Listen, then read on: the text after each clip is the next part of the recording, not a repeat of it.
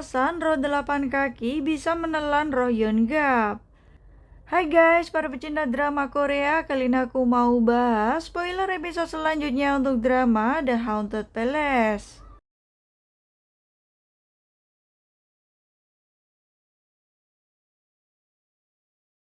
Raja masih dihantui dengan ketakutan dari masa lalu, di mana Yonggap saat ini diketahui bahwa dia sudah meninggal dan rohnya ditelan oleh roh 8 kaki. Lalu apa alasan roh 8 kaki hingga bisa menelan roh Yonggap dan juga menyandranya? Diketahui bahwa selama ini Raja mempunyai kacamata yang terbuat dari batu pelindung.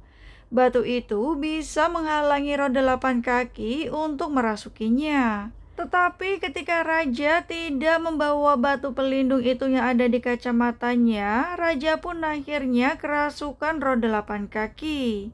Nah, bagaimanakah Yonggap bisa terlibat dengan roh tersebut? Roh 8 kaki sendiri mempunyai dendam terhadap kerajaan di masa lalu.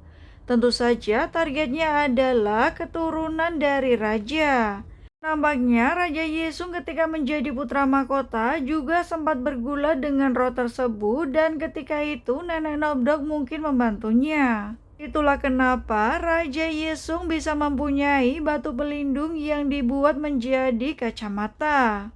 Dan dahulu kala 13 tahun lalu terjadilah kerusuhan saat Raja Yesung menjadi putra mahkota. Saat itu ayahnya yang merupakan seorang raja harus meninggal dengan tragis, serta bau daging busuk yang memenuhi kamar ayahnya dan kawanan serangga kotor yang merayap dari spraynya. Sepertinya itu adalah awal mula dari roh 8 kaki yang mempunyai dendam. Kang Chul saat ini telah merasuki jasad dari Yonggap.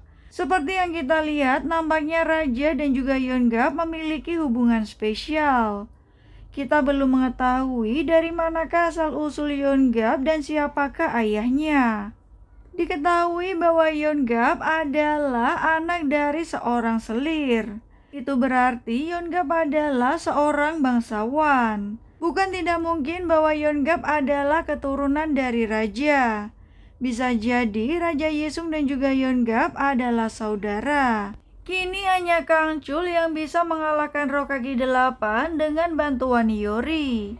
Itulah kenapa kehadiran Kang Chul yang merasuki tubuh Yonggap merupakan sebuah takdir. Hal itu untuk mengakhiri pertarungan dengan roh kaki 8 yang mengancam keturunan raja.